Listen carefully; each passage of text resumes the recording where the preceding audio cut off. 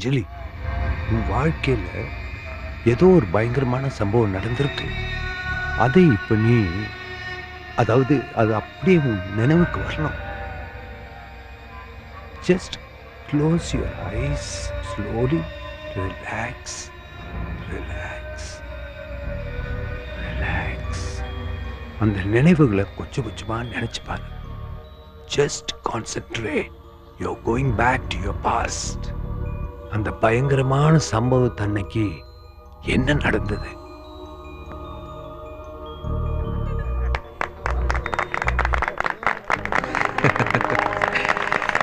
Chidambaram, congratulations. ரொம்ப சந்தோஷம். புதுசா நீ ஆரம்பிக்கிற இந்த தொழில் பெருசா வருதுக்கு என்னோட வாழ்த்துக்கள். நன்றிடா. ஆனா கை கொடுத்தா மட்டும் போதாது, எனக்காக நீ ஒரு பாட்டு பாடியே ஆகணும். ஐயோ மன்னிச்சுக்கடா, இப்ப நான் பாடுற மூட்ல இல்ல. சார் சார் ப்ளீஸ் பாடுங்க சார். ப்ளீஸ் புரிஞ்சுக்கங்க, இப்ப நான் பாடுற மூட்ல இல்ல. நீங்க பாடுனீங்கன்னா நாங்க எல்லாரும் சந்தோஷப்படுவோம். தயவு செஞ்சு பாடுங்களேன். சரி, நான் பாடுறேன் உங்களுக்காக. ஏன்னா நீங்க என்னோட தீவிர ரசிகையாச்சே. நன்றிங்க.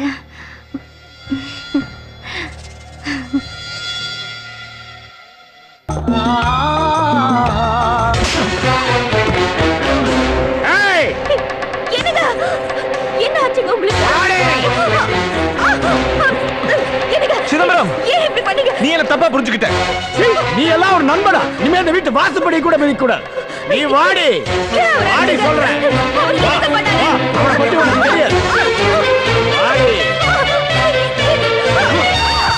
அவன் கூட சேர்ந்து கூத்தடிக்கிறிய, வெக்கமால உனக்கு? என்னங்க இப்படி பேசுறீங்க? எங்க ரெண்டு பேர் மனசுலயும் அப்படி எந்த தப்பான எண்ணமும் இல்ல. உன் மனசுல ஒண்ணு இல்லன்னு சொல்லு, நான் நம்புறேன். அவன் மனசுல ஒண்ணு இல்லன்னு உனக்கு தெரியுமா? உங்க ஃப்ரெண்ட் ரொம்ப நல்லவருங்க. அவனை பத்தி உனக்கு என்ன தெரியும்? கேட்கறதுக்கு குரல் நல்லா இருந்தா கேரக்டர் நல்லா இருக்குன்னு அர்த்தமா? உனக்கு ஒண்ணு தெரியுமா? அவனோட அந்த பாட்டி கூப்பிடவே இல்லை. அழையா விருந்தாளியா அவனே வந்தான். சரி வந்துட்டானேன்னு ஒரு பாட்டு பாட சொன்னேன். நான் சொல்லும் பொழுது பாடாதவன் நீ சொல்லும் போது மட்டும் உங்களுக்காக ஒரு பாட்டு பாடுறேன்னு சொன்னானே, அதுக்கு என்ன அர்த்தம்? அவர் பாட்டுன்னா எனக்கு ரொம்ப பிடிக்கும்னு உங்களுக்கே தெரியும்ல. அவன் பாட்டு பிடிக்கும்னா ரெக்கார்ட்ல போட்டு கேளு.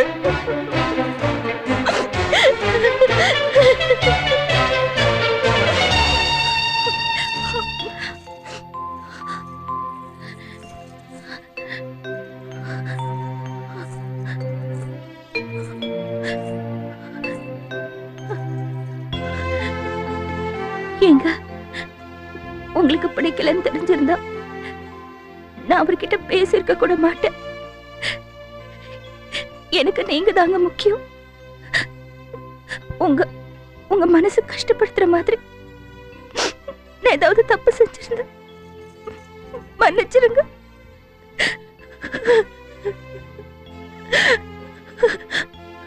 தாமரை, எனக்கு உன்னை ரொம்ப பிடிக்கும். உன்னை யாராவது பார்த்தா கூட என்னால ஜீரணிக்க முடியாது, ஜீரணிக்கவே முடியாது.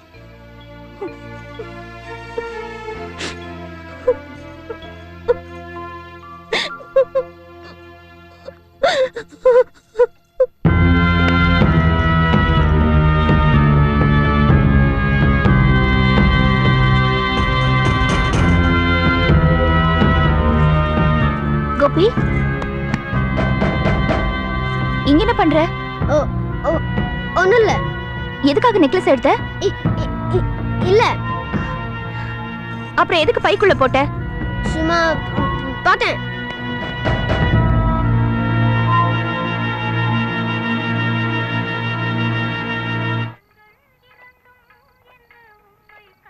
அவனுக்கு எதுக்கு அந்த நெக்லஸ்?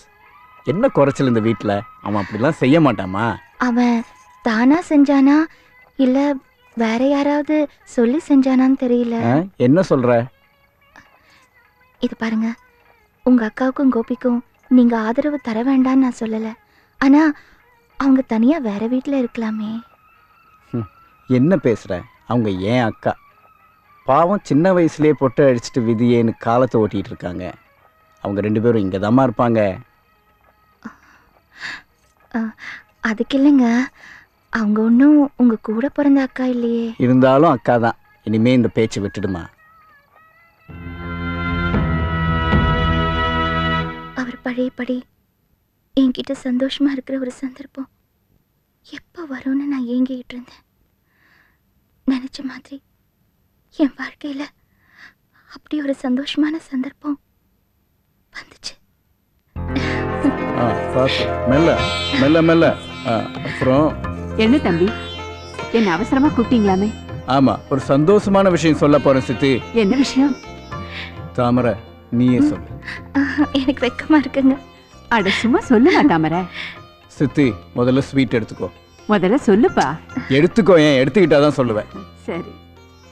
நம்ம சொத்தெல்லாம் ஆள்றதுக்கு ஆள் இல்லைன்னு கவலைப்பட்டல, உன் மடியில உட்கார ஒரு குட்டி ராஜகுமாரன் பிறக்க போறான். அப்படியா தாமரை? ரொம்ப சந்தோஷம். இந்தாங்க. திருஷ்டி பற்ற போகுதுமா?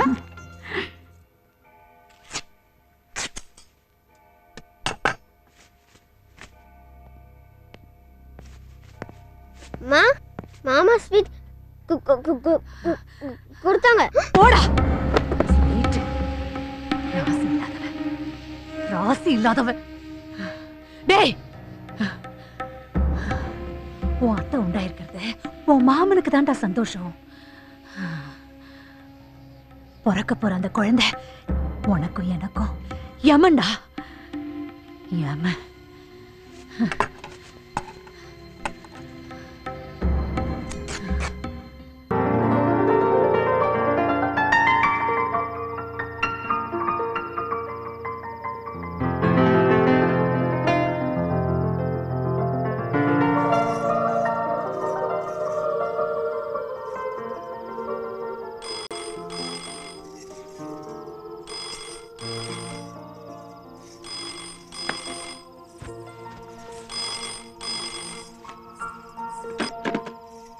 ஹலோ, யாருங்க?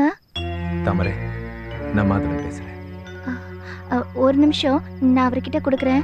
இல்ல, நான் உங்ககிட்ட தான் பேசணும். சார், தயவு செஞ்சு தப்பா எடுத்துக்காதீங்க. நான் உங்ககிட்ட பேசுறது அவருக்கு பிடிக்கல. அதனால இனிமே நீங்க எனக்கு ஃபோன் எதுவும் பண்ணாதீங்க.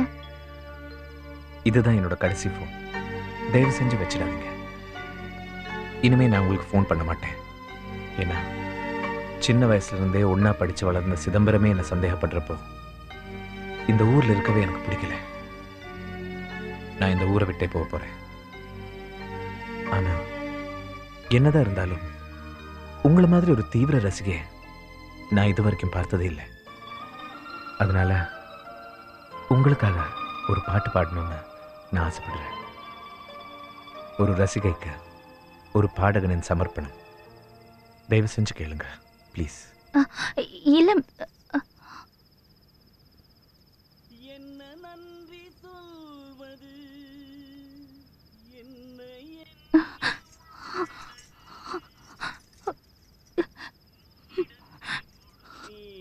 என்னை புத்தம் புது பாடல்